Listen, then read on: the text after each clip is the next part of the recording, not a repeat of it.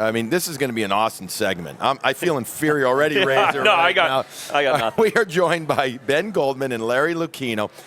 Ben's a TV anchor, so he ought to be hosting this right now. Ben does the nightly news in Hartford, at the 4 and the 11, 11:30. Yeah, we got to rush back. News is on at 4. Okay, well, they're a part of our affiliate, Fox 61. They're great to have you both. Larry, great to see you, have you back here as well. Let's get right into it. You're 9 years old back in 2004. And 8 years old, 8 years old. And you are diagnosed with astrocytoma, which is unfortunately a fancy way of saying a brain tumor. Right. What was that experience like? How did you deal with it at that time? It was tough. I mean, you never expect to get that call.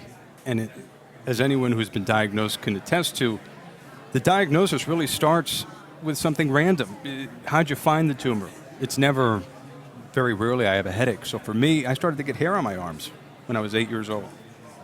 And, thanks to my mom and my dad, they said, that's not normal. We should really check that out. So you go to your pediatrician and you say, why does my son have hair on his arms when he's 8 years old? And the pediatrician says, I don't know. We should do a hand x-ray, figure out his bone age. That's step one. So we go in for a hand x-ray. And the bone age, if you look at the x-ray, says that I was 15 years old when I was really 8 years old. And so my pediatrician looked at that and said, something is causing that rapid growth, something to grow too fast. So she said we should do an MRI and see what's causing him to develop so quickly, because all of that growth and development takes place in your brain.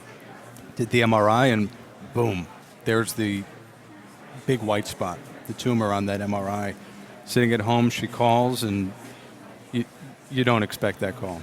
And obviously there's a lot of people here and who are watching who've received a call like that, but it just knocks you for a loop. And she didn't say the word cancer because we didn't know, but we knew that there was a brain tumor. So we went to Hartford. One of the surgeons wanted to operate and take it out immediately. We said we should probably get a second opinion on that. And so we came up to Boston Children's Hospital, and their chief pediatric neurosurgeon said, this is an inoperable tumor based on where it is. We cannot take it out, but we should biopsy it. And so they did, and we discovered that a portion of that tumor had cancerous cells in it. And it was between stage 2 and 3, and that is the news that really knocked you down. Yeah. And he said, there's a great oncologist at Dana-Farber next door, Dr. Mark Kieran. And we went in, and I was too young at the time to do radiation. They didn't want to do it. But he said, we're gonna do a combination of chemotherapy. And based on the direction of the doctors at the Jimmy Fund Clinic, I got treated back in Hartford. And that's 15 years ago. Incredible. How did you and Larry meet? How did you guys become friends, and how's that relationship been over the years? Well, you see what a charming guy Yes. that is. So it was even when he was 8, 9 years old and just had been diagnosed. We met through the great Bill Mitchell, who's he has a set of stores around the country and in Westport called Mitchell's, and he's very active charitably and philanthropically. He brought Ben to a game, and as someone who had been a recent cancer survivor, knock on wood. 2-time, right? 2 times, Yeah. yes. I wanted to meet Ben, and Bill arranged it, and Ben soon charmed the entire Red Sox front office. And I do remember a piano playing episode right with Charles. at the end. Yeah, with Charles, exactly. Charles Steinberg and Ben played dueling pianos, so to speak. And part of the job of the Red Sox, to be sure, is to work with the Jimmy Fund, to work with other charities, but particularly the Jimmy Fund. There is a bond between the Red Sox and Dana-Farber that goes back 66 years. So I saw as part of my job to get to know some of the people who were going through this experience, see if my experience could be at least a bit helpful. And then Ben and I just hit it off immediately. He knew more about the Red Sox than I did at the time. I think it's fair to say. And so that's how it started. And I've been following Ben, his career ever since 2004. 2004. Yeah. How has Larry's guidance or experience or mentorship, I don't want to put a word into your mouth, but has helped you? The word is friendship. Friendship. How has That's that helped? really what it is. How did that help you? I remember being 10 years old, sitting and watching a game with Larry, and he puts his arm around me. He says, "So Ben, look at the ballpark. What do you think we should change? What do you think we should do?" So We took advice from anybody. and it worked. But no, even just last year, Fox 61 covered the World Series, and Larry was kind enough to come out, and Sam was kind enough to come out and do some interviews during our coverage of that. But just his friendship, always there for a phone call, always there for advice or mentorship, keeping him updated, not just on career, but just on life. Just a friend who I've known for now 15 years or so, to be by my side, all thanks to Bill. So it's been great. A couple of years ago, we had a little bit of a scare. People hear 15 years kind of in remission.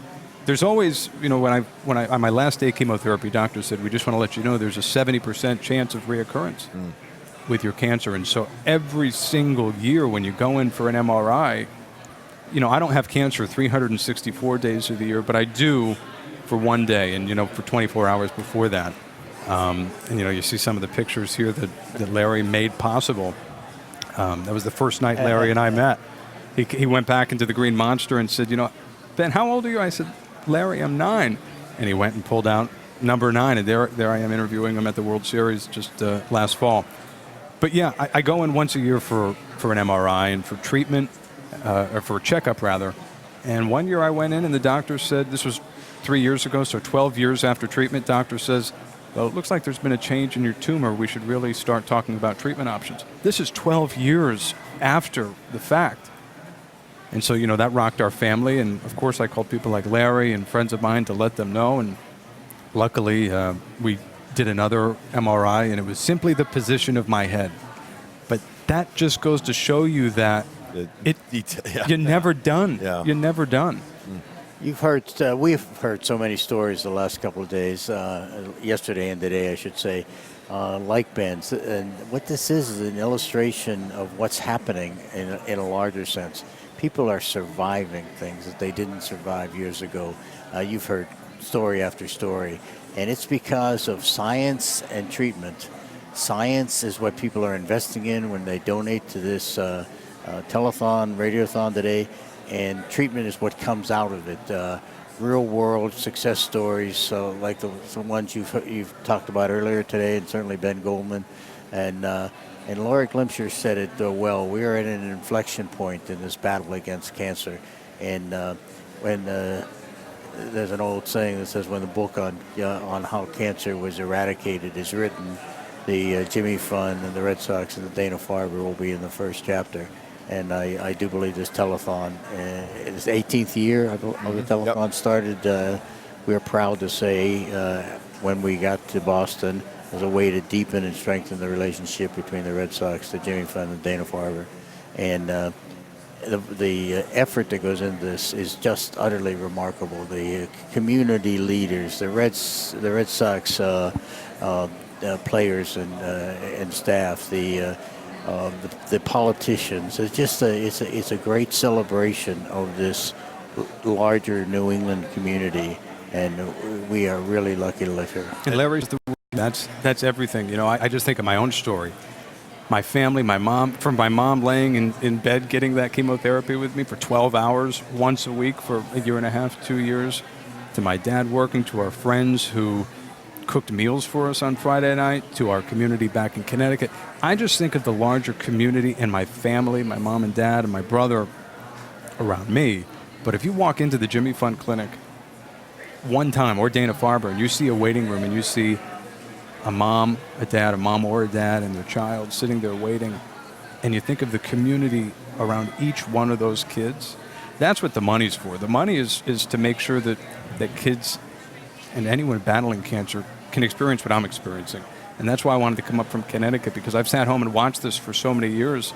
And when NESN reached out, I said, people need to see us, our friendship that's blossomed, and the story of survivalship, and that it is a possibility. Not only survival, thriving.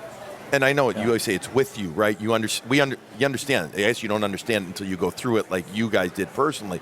But you guys are thriving. Many people are thriving because of these funds. They survive and then thrive. You're thriving. You're in your personal life. You've done okay, right? Some would call it thriving. But now, and at Fox 61, a very proud partner involved with their support for the Jimmy Fund as well. So we thank them. You're part of that there. So you guys are thriving, surviving and thriving. Well, thank you. Love having you guys. Can we just say one grateful thought to both WEEI and NESN as well? When we started this thing back in 2002, we had no idea it would grow into the thing that it has become, and that's in large part the reflection of the help we've gotten from all of the volunteers here, you guys, but also to the folks at Intercom and WEI and Sean McGrail and his gang over at NESN. So thank you very much, guys. $53 million so far.